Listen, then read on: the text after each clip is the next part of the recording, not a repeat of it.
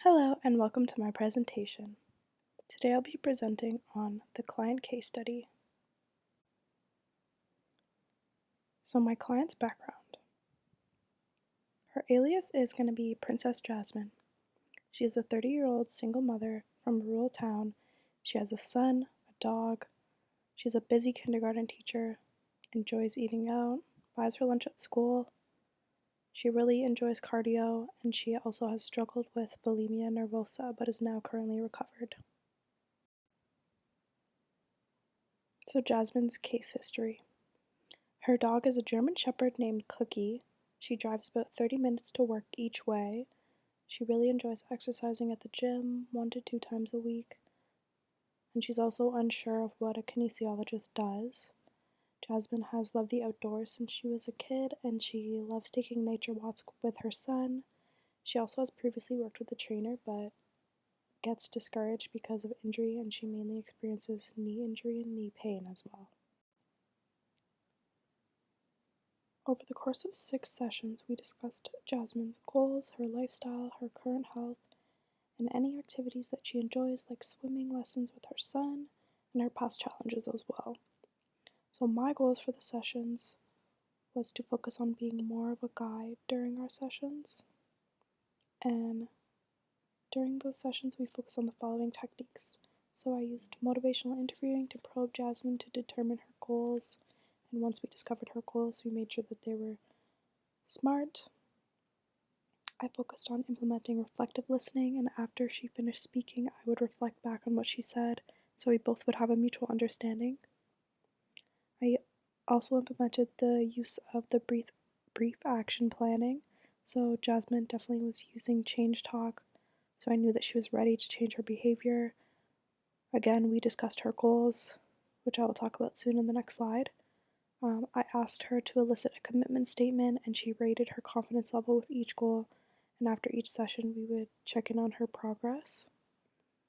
I also got her to track her progress in a way that she see fit, so really making it relevant to her own success, because success is obviously viewed differently, so I wanted to track her success in a perspective of what success means to her specifically. We also used change talk, mental imagery, and implemented some coping strategies if she knew that she was going to face a barrier like bad weather, for example. She changed that goal to go swimming with her son if the weather was bad and too snowy for her nature walks. So Jasmine's goals included losing 15 pounds, going on 2 nature walks a week, learning how to better manage her schedule. She came up with her own nutritional goal actually by session 2, and that was to bring a lunch 3 times a week instead of buying it, and also to try strength training while also reducing knee injury. So our journey together, the client role and my role. So for Jasmine's role, she was very motivated to lose weight. She was highly perceptive to anything I had to say, any of my comments and ideas, but she was unsure of where to begin. And the first session was obviously to discuss and determine her goals, and then the rest of the sessions were to develop strategies and techniques that worked for her and her lifestyle. Also, another one of her roles would be to be honest about her current habits, because obviously I'm not there to penalize her, I'm just there to help her, so I need her to be honest and upfront.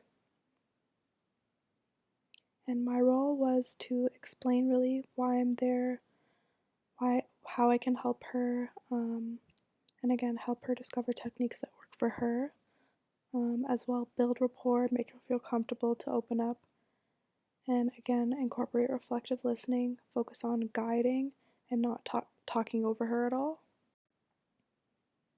So what went well during our sessions? Jasmine enjoyed the self-talk and mental imagery use. I gained some experience in motivational interviewing, although I still need more experience because I think sometimes I tend to freeze up and don't exactly know the most correct or most effective way to respond. Jasmine lost 5 pounds, which is amazing. Jasmine also told me that she found the sessions were very helpful and informative. Using the brief action planning guide, and behavioral menu, I found it somewhat resolved my speechlessness, since it's a guide that tells you exactly kind of what to say, how to word statements, what to do next when the client says XYZ. I thought it was very helpful in determining some of her goals and what to do if she partially completed the goal or completed it fully. And after our sessions, I led her through a movement screen, and she has less knee pain now, which is great because I discovered that her knees were caving in when she was exercising.